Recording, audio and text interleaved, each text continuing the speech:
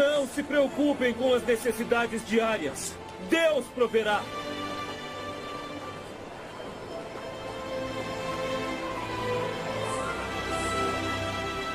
Nosso Pai no céu alimenta as aves no ar.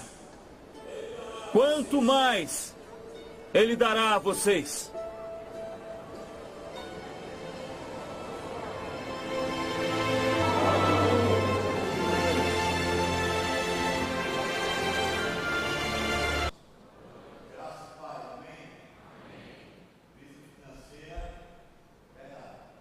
E crise de fé. Estamos passando por alguma? Como estamos vivendo esses dias tão difíceis no Brasil? Perdemos o ânimo. Se perdemos, certamente é porque o nosso coração não está no lugar certo. Se perdemos o ânimo, é muito provável que esse desânimo esteja revelando aonde está o nosso coração. Vamos colocar o coração no lugar certo. Abra a sua Bíblia, por favor, na primeira carta que Paulo escreveu a Timóteo, capítulo 6. Primeira carta que o apóstolo Paulo escreveu a Timóteo, capítulo 6. Nós vamos ler a partir do versículo 3. Primeira carta de Paulo a Timóteo, capítulo 6, a partir do versículo 3 até o versículo 19.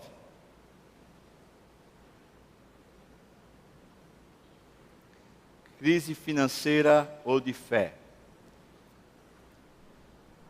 Vamos ler capítulo 6 de 1 Timóteo, a partir do versículo 3 até o versículo 19.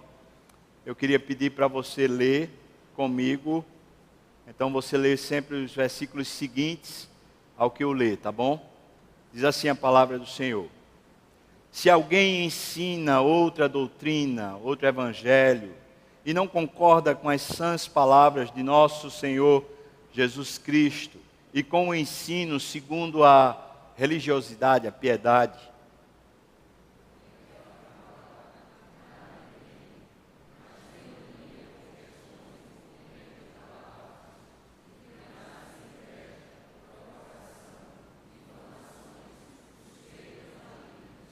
altercações sem fim, por homens cuja mente é pervertida e privados da verdade, supondo que a religião, a religiosidade, a piedade é fonte de lucro.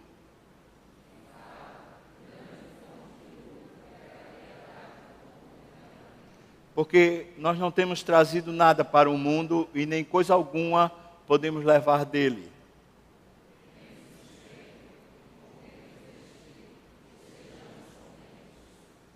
Você pode ler, por favor, o versículo 8 de novo?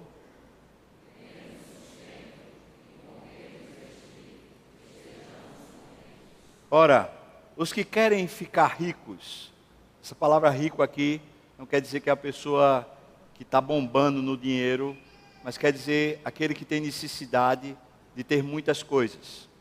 Os que querem ficar ricos caem em tentação, caem em ciladas e em muitas concupiscências, muitos desejos insensatos e perniciosos, os quais afogam os homens na ruína e na perdição.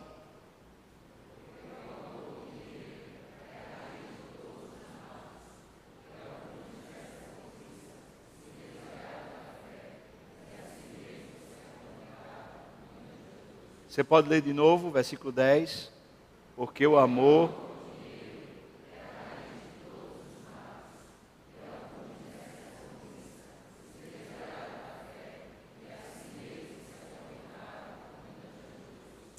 Tu, porém, ó homem de Deus, você que escuta a palavra agora, mulher de Deus, homem de Deus, foge dessa busca, dessas coisas. Antes, segue a justiça, a piedade, a fé, o amor, a constância, a mansidão.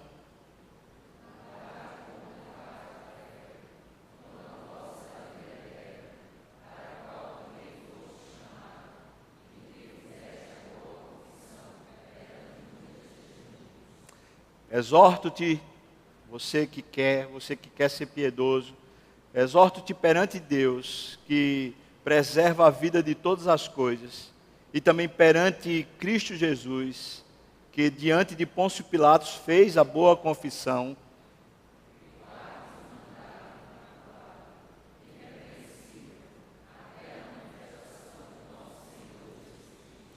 Essa manifestação, em suas épocas determinadas, há de ser revelada pelo bendito e único soberano, o Rei dos Reis e Senhor dos Senhores.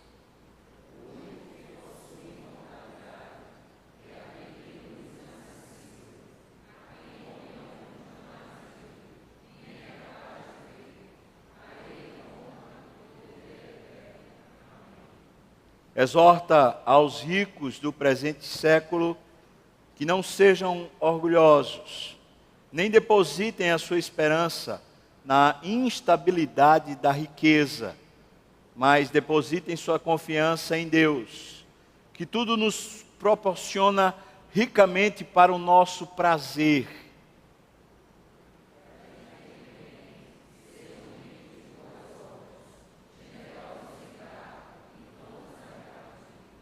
Que acumulem para si mesmos tesouros, sólido fundamento para o futuro, a fim de se apoderarem da verdadeira vida.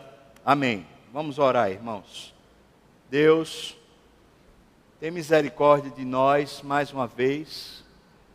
A tua presença exaltada e soberana, nós não somos dignos. Não temos merecimento nenhum, Pai. Mas se tu quiseres abrir um pouco mais o nosso entendimento, o nosso coração, e nos capacitares um pouco mais para a vida que tu queres, pedimos que esse seja um momento assim. Peço, Deus, que encha a minha boca, o meu coração, da sabedoria do alto, e também os meus irmãos, que sejamos aqui todos achados diante de ti em fidelidade, Pai. Isso eu te peço no nome de Jesus. Amém e amém. Deixa-me contar uma história para você, que você conhece, mas é tão importante lembrá-la, e certamente esse texto precisa começar por essa história. 2000 anos atrás, o mundo conheceu uma pessoa diferente de todas as demais. Essa pessoa era Jesus Cristo. Ele nasceu um nascimento virginal. Quem concebeu em Maria foi o Espírito Santo. Era Deus de Deus, primogênito da criação, eterno, imortal, Deus único, o primeiro de todos, o Senhor soberano, o Rei da glória, aquele que habita numa luz e numa glória imarcessível, aquele que sobre tudo e sobre todos é Senhor. Ele se fez carne, habitou entre nós, simples, humilde, não pobre, humilde.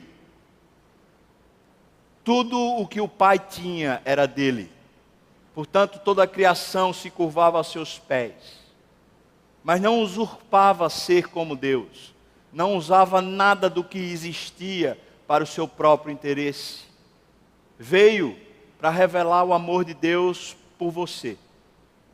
Veio para dizer, eu te amo. Veio para me dizer que Deus me ama de fato. E tratou a humanidade com singular singeleza. Tratou com misericórdia. Olhou nos olhos, abraçou. A quem estava sobrecarregado, ele aliviou a carga. A quem estava desesperado, ele conclamou, chamou para que trocasse de carga. Ele se tornou e se fez pastor de uma multidão que o rejeitou.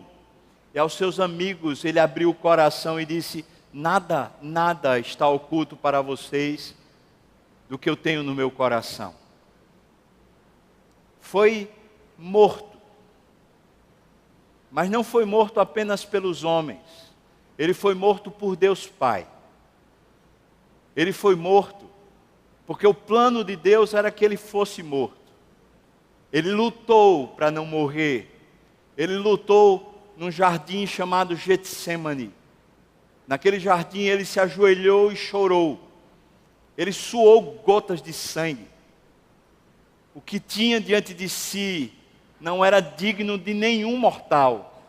Que dirá dele, o Deus único, o Deus visível que se fez carne. Mas enquanto ele labutava com os seus próprios sentimentos, enquanto ele lutava para que a vontade de Deus se tornasse a sua própria vontade, ele se rendia diante dos céus e diante de Deus, dizendo: não seja feita a minha vontade, seja feita a tua vontade. Até que seu coração estava pronto, plenamente pronto, para dar a maior declaração de amor que jamais se podia conceber. Aquele que era rico se tornou como um de nós, exceto no pecado. E naquela hora que ele se levanta no Getsemane e conclama os seus discípulos a irem até o Gólgota, irem até a cruz, ele assume o nosso pecado, ele assume a ira de Deus. Dali por diante, ele é execrado, torturado, difamado, destituído de qualquer glória humana. Puseram uma coroa de espinhos na sua cabeça, cuspiram na sua face, falaram com ele como se fala com um marginal, disseram-lhe impropérios, deixaram ele num estado de calamidade, fraco, tão fraco, que sequer ele conseguia carregar a cruz. Um homem chamado Simeão veio, pegou a cruz e o ajudou até chegar lá. Chegando lá, ele foi posto no madeiro, aquele madeiro maldito.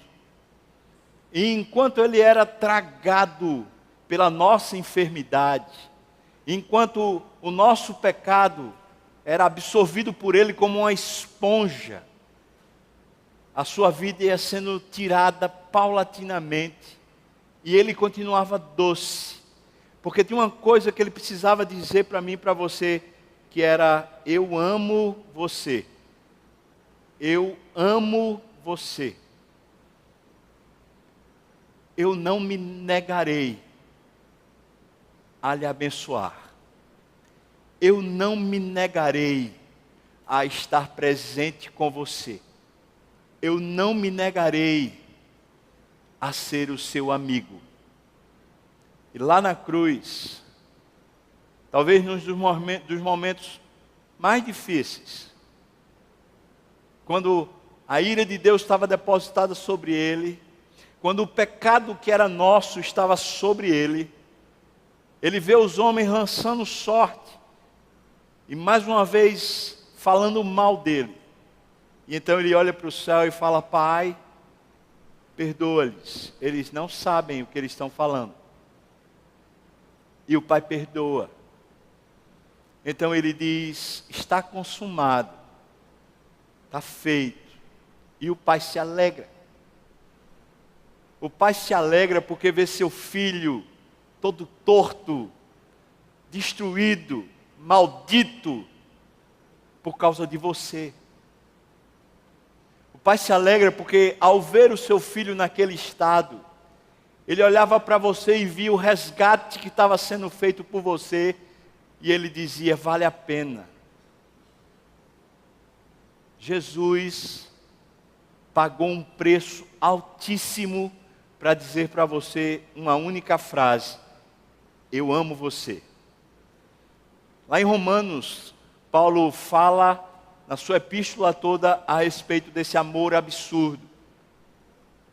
E pelo menos 2 versículos são tão fortes e contundentes que poderiam certamente levar a gente a uma vida de piedade eternamente.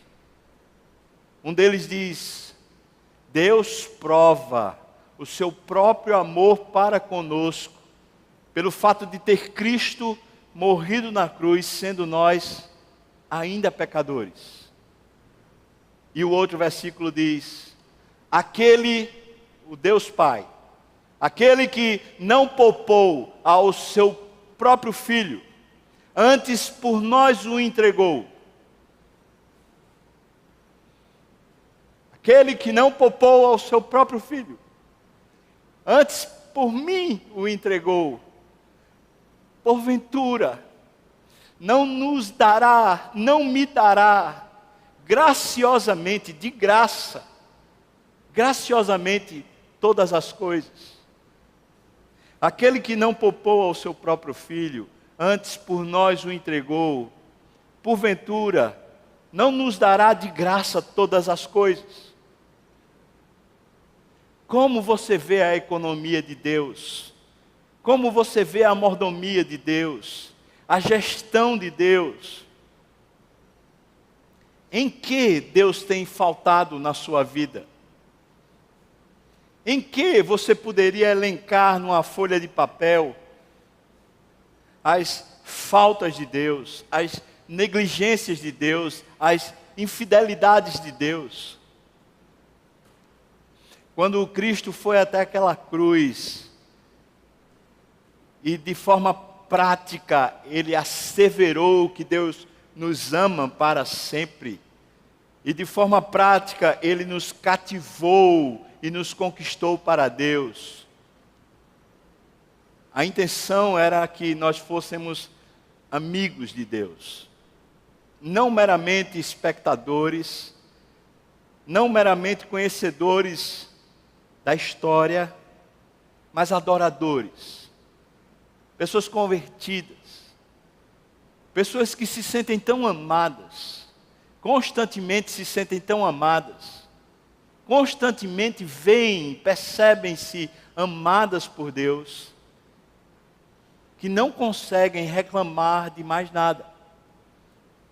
Não é que não podem, é que não conseguem. Não se trata nem de ser errado, se trata de ser um absurdo. Como alguém que é eternamente amado, alguém que foi comprado por um preço tão absurdo, que além desse preço ser escandaloso, ainda tem a garantia do próprio Deus dizendo que Ele não negará nenhuma das coisas para você, porque na economia de Deus você está sendo cuidado constantemente. Como é que pode alguém que é amado se sentir negligenciado, se sentir largado, abandonado, deixado a si mesmo?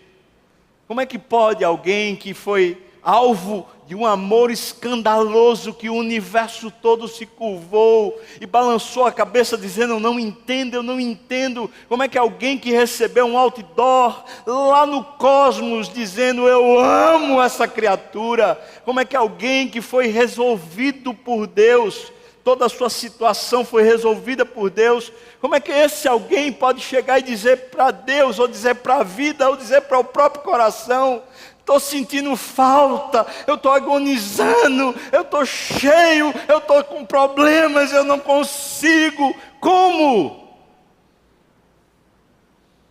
É aqui que a gente chega no texto que lemos. Esse texto é uma maneira de Paulo diagnosticar a doença na espiritualidade.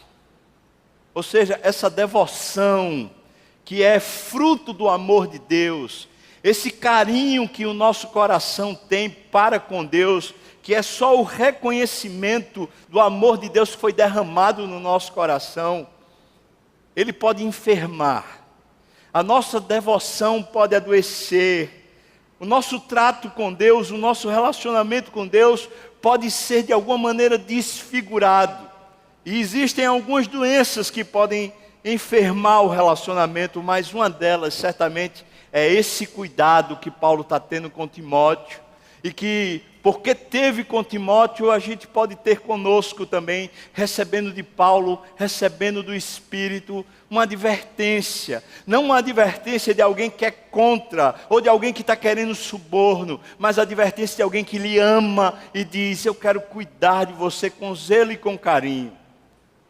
Perceba que o texto que lemos começa dizendo: olha, se alguém passou dessa doutrina, se alguém passou desse ensino, Ele passou por algum problema, por alguma coisa. E aqui diz o texto, deixa eu achar onde é que está o texto. Diz o texto que se alguém ensina outra doutrina ou não concorda com essa devoção fruto da cruz, o que foi que aconteceu com o seu coração? Onde foi que o coração ficou enfermo? Ele diz, ainda no final dessa argumentação, ele diz assim, que o amor do dinheiro foi a raiz desse mal. Ele começa a organizar as ideias, e ele fala assim, olha, é porque eles confundiram piedade, que é o relacionamento com Deus, com lucro financeiro ou com lucro do conforto. Vou trocar em miúdos essa ideia. Paulo está dizendo que a gente pode começar a se relacionar com Deus por puro amor. Por causa desse reconhecimento de gratidão, de que Deus fez o que ninguém jamais sonharia em receber. Deus entregou a vida por nós, a vida mais preciosa do universo, que é a vida do Filho dele. E ao receber isso, nós somos tomados por um amor, uma generosidade, uma gratidão, que nos impulsiona até ao sacrifício pessoal, até dizer para Deus, Senhor, pode me gastar, pode me consumir, pode fazer o que quiser de mim, Senhor, eu sou teu, eu te amo e eu te quero. Mas quando começamos a provar esse relacionamento, é fato, irmãos, que todo aquele que se aproxima de Deus, que todo aquele que começa a viver o amor de Deus no seu coração, a sua vida é abençoada. Eu quero que você entenda isso. A sua vida é abençoada. Não é só abençoada materialmente. A bênção material, ela de fato nem sequer precisa existir. Porque é tamanha a bênção estrutural, emocional, é tamanha a bênção que toma conta da nossa existência, essa gratidão e esse enlevo, que a pessoa passa a viver uma vida como se estivesse no céu.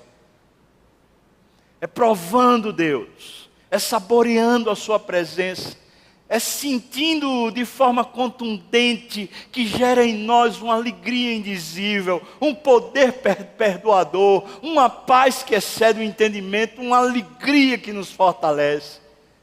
E essas coisas, quando brotam em nós, os frutos do Espírito começam a produzir dentro da nossa vida uma vida reta, uma vida boa, uma vida confortável, uma vida cheia de coisas certas. Os relacionamentos começam a se organizar, a nossa mordomia dos bens e dos recursos que temos começam a se organizar. As prioridades entram em fluxo correto. A história dos nossos próprios entendimentos pessoais sobre o passado, sobre o que passamos, sobre o que fizeram conosco, começam a, de alguma maneira, serem perdoadas e resolvidas. O nosso coração vai sendo tratado e moldado de tal forma que a gente pode dizer, eu sou abençoado como eu sou abençoado. Acontece, irmãos, que nós gostamos do conforto. E nós gostamos da bênção. E diz o texto que Deus faz essas coisas para o nosso prazer. Portanto, não é errado gostar. Não é errado sentir prazer nas bênçãos de Deus. Deus faz as bênçãos para sentirmos prazer nelas. Entretanto, quando começamos a argumentar na nossa alma que a bênção de Deus é esse conforto, quando começamos a entender que nós podemos conquistar esse conforto, que nós podemos, através do nosso próprio esforço, galgar esse merecimento, quando nós nos dedicamos a ter lucro, nós passamos a usar a piedade como fonte de lucro, porque na verdade não amamos mais a Deus e passamos a amar as riquezas. É isso que o texto está tratando. Está tratando de uma enfermidade. Deixamos de amar a Deus. e passamos a amar o conforto que Deus providencia.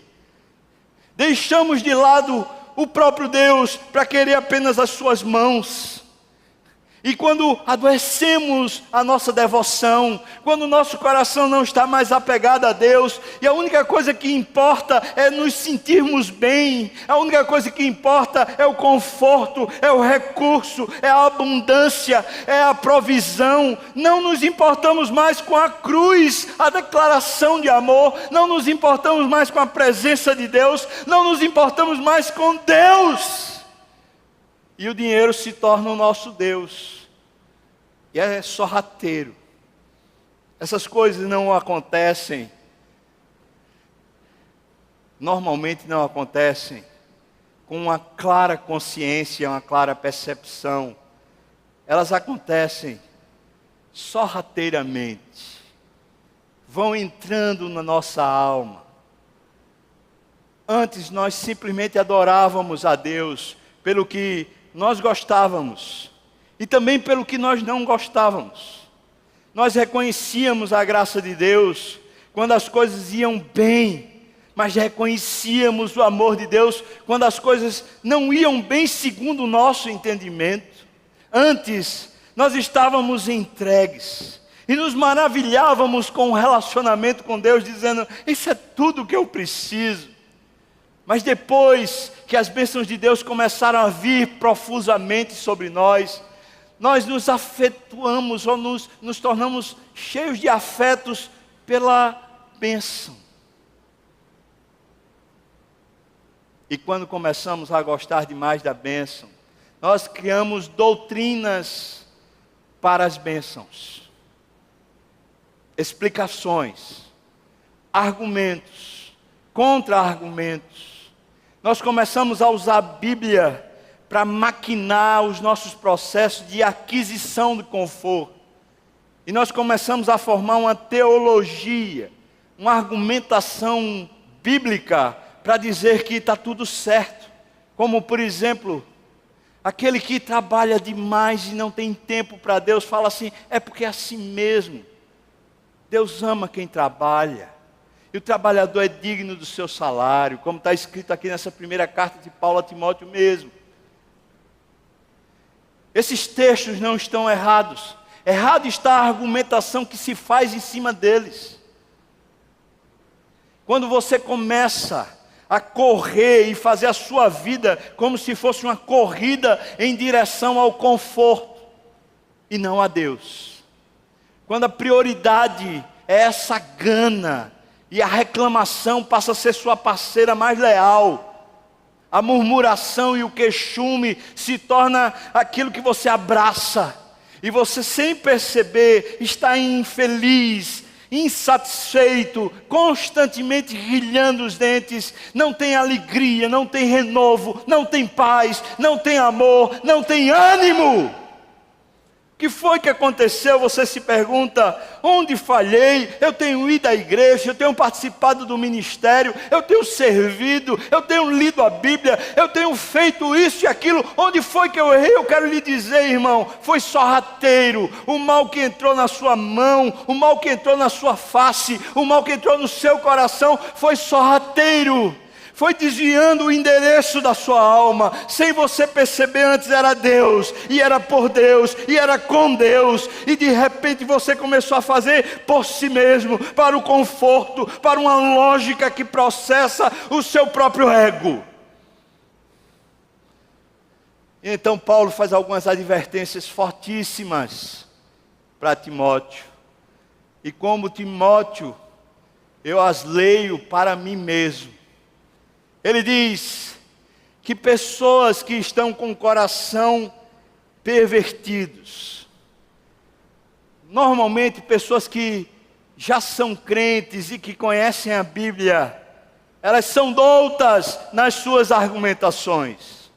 Por isso, irmãos, certamente há pessoas aqui na igreja que conhecem mais a Bíblia do que eu, mas certamente eu sou uma das que mais conhece.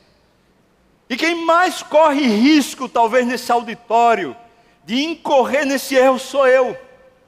Porque é bem provável que para o meu próprio benefício, eu use a Bíblia com argumentações apenas para justificar a minha falta de busca a Deus, porque eu estou buscando o que é necessário, entre aspas, para a minha vida.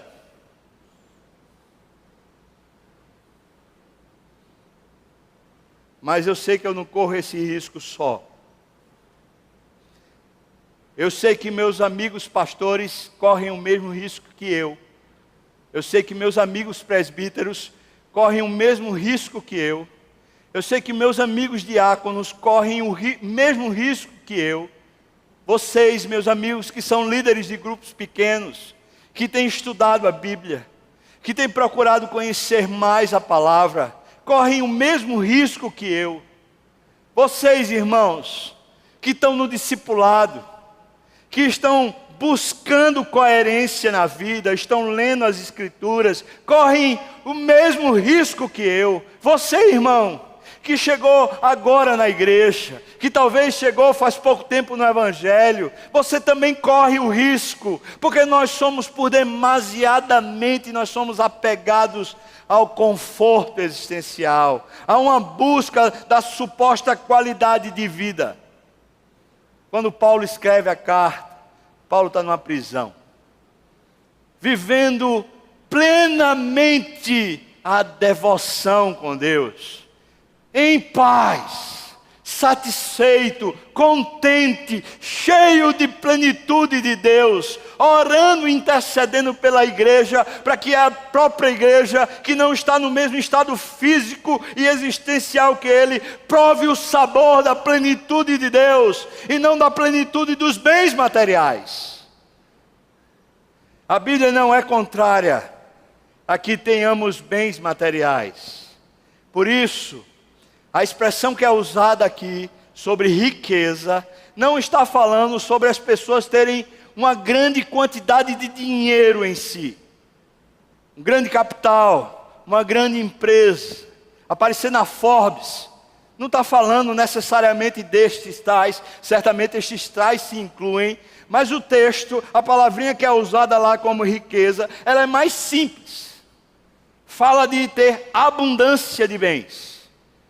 Nessa perspectiva de ter abundância de bens, qualquer pessoa que tenha mais do que o necessário, está me ouvindo bem? Qualquer pessoa que tenha mais do que o necessário é rico.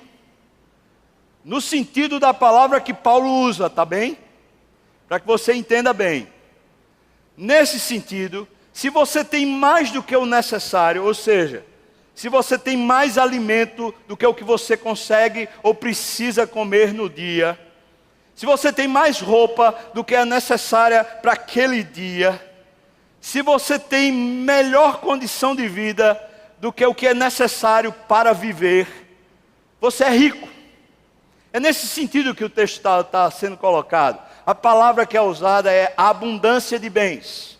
Não é você está na capa da Forbes, não é ser milionário, não é ter uma infraestrutura gigante, mas ter uma super abundância, ou melhor, uma abundância de bens. Ele diz: ora, os que querem ficar ricos, quando a preocupação nossa passa a ser ter abundância, quando a nossa preocupação passa a ser ter mais do que o necessário. Você está bem comigo aqui, irmão? Quando isso toma conta sorrateiramente do nosso coração, nós decaímos daquela alegria estável, a alegria da salvação. Os que querem ficar ricos, não necessariamente são aqueles que querem ficar milionários, mas são aqueles que estão preocupados em ter mais do que o necessário. Quando não tem coração grato a Deus, por Deus estar providenciando exatamente o que é necessário. Em outras palavras, Paulo está fazendo um argumento radical e forte para Timóteo. Ele está dizendo: Timóteo, basta pouca coisa para a nossa alegria ser perpétua. A piedade, essa devoção constante, que traz uma alegria, uma singeleza de coração, ela é fruto da cruz. Ela não é fruto de algumas coisas que nós temos. A família está em paz, glória a Deus. Você tem emprego, glória a Deus. Você tem o que comer, glória a Deus. Você tem o que vestir, glória a Deus. Ou seja, essas coisas que supostamente seriam assim, o grande campo de luta, quando está tudo bem, você diz glória a Deus, mas na verdade nós queremos um pouco mais, garantir um pouco mais, ter um pouco mais. Eu preciso, talvez seja a palavra que usamos. Eu preciso. É necessário. Quando Paulo está dizendo que há uma argumentação de pessoas que, na verdade, disputam teologicamente para ter direito a essa doutrina ser sustentada, a doutrina de querer ficar rico. Ele diz que essas pessoas estão argumentando com lógica, com razão, e entram em disputas. Porque não é fácil simplesmente dizer, está tudo bem. Mas e amanhã? Amanhã está com Deus. Mas hoje está tudo bem. Hoje eu já comi o suficiente. Hoje está tudo bem. Na geladeira tem o suficiente para amanhã, já é rico. No armário, no guarda-roupa, no closet, tem roupa suficiente para amanhã, já é rico.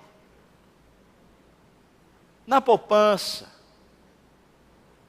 lá na conta salário, no contra-cheque, tem o suficiente para hoje, fique contente. É simples, é tão simples que é vergonhoso, é tão simples que confronta a gente com um radicalismo que para nós, sociedade desse século, é absurdo. Eu estava lendo Provérbios essa semana e o autor fala assim, não Salomão, o outro autor fala assim: Senhor, eu te peço que me dês o suficiente para a vida. Não me dê demais, para que eu não peque. E não venha dizer no meu coração, eu não preciso de ti, ó Deus. Senhor, não me dê de menos, para que vindo a faltar, eu não seja tentado a roubar de alguém. Me dê o suficiente.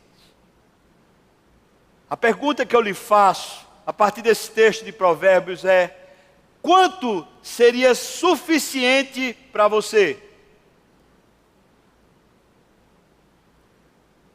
Eu vou lhe dizer, no mesmo provérbio, a argumentação que segue. Ele fala que temos dentro de nós uma sanguessuga, cujo nome é Dá. Ou seja, o suposto suficiente de hoje, certamente amanhã já não será suficiente. E não estamos falando de inflação, não estamos falando do mau governo, conquanto seja a realidade. Nós estamos falando de outra realidade, uma realidade interior. Ou seja, hoje eu preciso de tanto, mas à medida que a vida se acomoda a tanto, eu preciso de tanto mais X. E à medida que a vida se acomoda a tanto mais X, eu preciso de tanto mais X, mais Y. E assim vamos seguindo nessa vida de insatisfação constante, simplesmente porque perdemos a piedade. Perdemos a cruz. Nós perdemos a capacidade de satisfazermos-nos no Senhor. De verdade. Perdemos o encanto com a história da nossa vida, a história de um Deus que se importa de verdade, que dá provas cabal, para que a gente não se perca em nenhum momento da jornada. Nós perdemos a piedade, irmãos. Então Paulo usa uma fórmula bem simples. Você quer ter lucro? Quer ter um lucro que não há sistema de governo que consiga roubar? Você quer ter um lucro que não vai haver sistema humano que consiga corromper? Tenha piedade. essa piedade, dessa alegria indizível na cruz. Se sinta amado de novo. Olhe para a cruz, veja o escândalo dela. Veja Jesus morto por você. Olhe nos olhos dele e veja que ele diz para você: Pai, perdoa-lhe, porque ele não sabe, ela não sabe, ele não está vendo o que está fazendo, ela não está percebendo a torpeza que está cometendo. Olha de novo nos olhos dele, deixa de novo o sangue dele lhe encharcar, deixa de novo o escândalo lhe tomar e dizer para o seu coração: Deus me ama, oh, quanto ele me ama. Tendo piedade, com contentamento você terá lucro. Mas que lucro, pastor? Aquele mesmo lucro que eu falei no começo, de uma vida que vai se organizando, de uma vida que vai ser aprazível, ou cheia de prazer. Piedade mais contentamento. Satisfação, alegria. Para com a murmuração, para com a reclamação. Volta a olhar para onde tem que olhar o teu coração, que é para Deus. Ele fala: a raiz de todos os males. Preste atenção, irmão. Preste bem atenção. A raiz de todos os males que você encontra na sua vida não é a ambição dos políticos lá em Brasília. A raiz dos males que você vê e que você sente na sua carne é você amar o dinheiro. Na hora que o dinheiro for simplesmente uma ferramenta para glorificar a Deus, mera ferramenta para glorificar a Deus, na hora que você tiver amor a Deus e não amor às riquezas, ao dinheiro, na hora que você simplesmente estiver satisfeito e o dinheiro é um dote de Deus para que você use conforme agrade a Deus, você está livre desses males.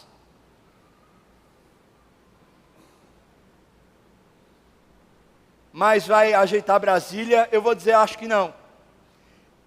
Não acho que você e eu, estando contentes e livres desse apego ao dinheiro, não acho que isso será uma revolução que mude o cenário nacional. Mas uma coisa eu posso afirmar para você com toda a certeza do meu coração: muda você. Você estará feliz. Você estará satisfeito. A sua vida estará plena. Porque a raiz de todos os males é o seu amor ao dinheiro. Os seus males. Os males que você faz, ou que você sente, ou o terror, a angústia, a ansiedade, a denúncia, a verbalização, a crítica, a inflamação, a falta de amor, de alegria, de satisfação. Todos esses males são frutos do nosso amor. Cada um que põe o chapéu na sua cabeça e diga: do meu amor ao dinheiro.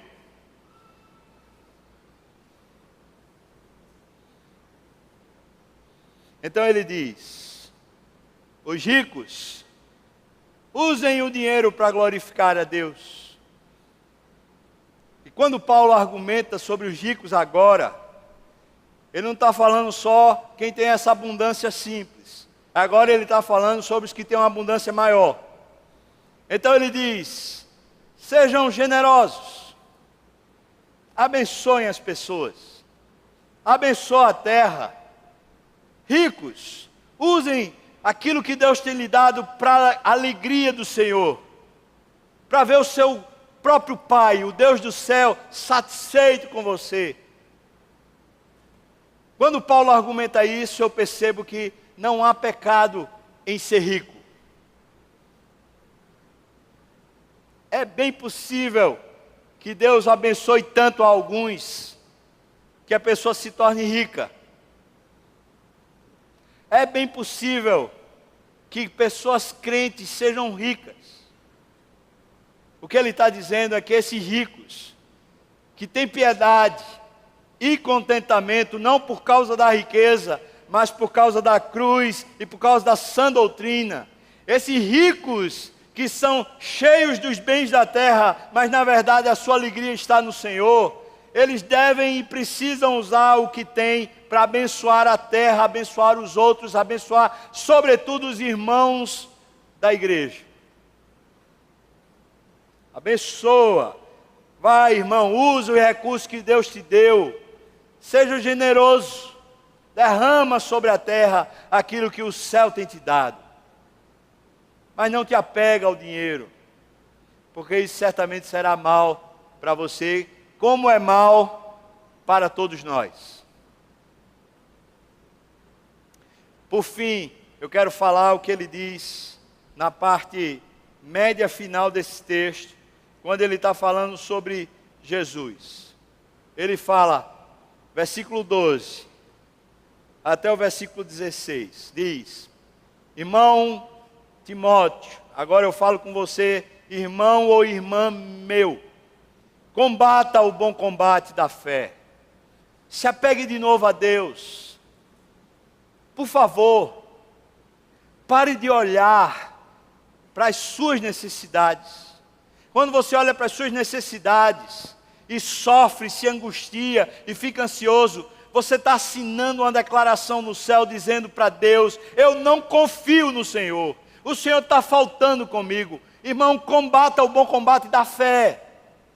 Em vez de você combater esse mundo, em vez de você combater as crises fora de você, combata a crise dentro de você. Diga para a sua alma: alegra-te, Deus é contigo, Deus certamente te abençoará.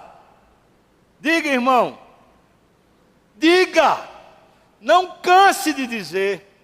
Volta para a cruz e lembra, aquele que não poupou ao seu próprio filho, antes por nós o entregou, porventura não nos dará, Deus não nos dará graciosamente, ou seja, de graça, sem você merecer, sem você fazer por mérito, não nos dará graciosamente com Ele, com o próprio Jesus, todas as coisas.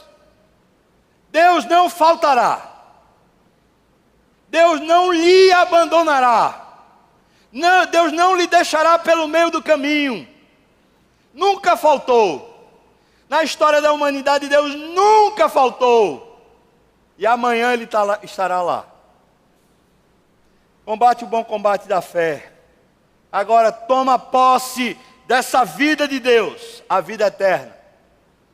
Te apropria. Volta a crer. Firma de novo seu coração lá na cruz, na história bendita de Jesus. E aí ele fala assim: exorto-te. Versículo 13. Exorto-te. E aí ele diz que guardes, versículo 14, o mandato imaculado, irrepreensível. Guarda a boa confissão. Guarda a palavra de Deus. Não abre mão, irmão. Ele diz que alguns, nessa inflamação da vida espiritual, abandonaram a fé, perderam o coração, por causa da constante angústia, chegaram ao ponto de dizer: cadê Deus? Onde é que Ele foi parar? Ele não está comigo. Ele está dizendo assim: exorto-te. Sabe a palavra exorto-te? Significa que ele pôs a mão no ombro de Timóteo. Ele está dizendo: eu me importo de verdade. Eu quero que você caminhe, Timóteo, olhando para Deus. Guarda o mandato que Deus te deu. Guarda. Diz, versículo 15 então, por favor. Se você puder, leia comigo o versículo 15 e o versículo 16. Vamos lá? Versículos 15 e 16. 1 Timóteo, capítulo 6, versículos 15 e 16 diz assim: a qual, vamos lá? A qual, em suas épocas determinadas, há de ser revelada pelo bendito e único soberano, o Rei dos reis, Senhor dos senhores, o único que possui imortalidade, que habita em luz inacessível, a quem homem algum jamais viu, nem é capaz de ver. A Ele honra e poder eterno. Amém. Olha para Deus. Exorte-te, guarda o mandato. O que Deus te entregou, o que Deus já disse para você, guarda. Guarda o que Ele disse para você, viva pela fé. Viva crendo. Volte a aquecer seu coração olhando para a cruz. Sinta de novo aquele sangue sobre a sua cabeça. Sinta de novo o testemunho do Espírito dizendo no seu coração: Deus me ama. Quando você está assim, não tem nada nesse universo que consiga lhe abalar. Vamos orar, irmãos. Feche seus olhos, por favor. Queria chamar você para justamente isso, guardar essa fé. Pode vir o pessoal do louvor. Vamos orar. Queria desafiar você a um compromisso essa semana de olhar para a cruz. Olhar um pouco mais. Aquecer o coração um pouco mais no amor de Deus sobre você. A fim de que o seu coração se aqueça. E a lamentação, a inquietação, a ansiedade corra de você. Ó Deus, o que eu te peço, Senhor, é que abundantemente o Senhor derrame sobre nós aquele mesmo Espírito que o Senhor derramou quando cremos. Aquela alegria renovada da salvação. Aquele contentamento que nada poderia abalar.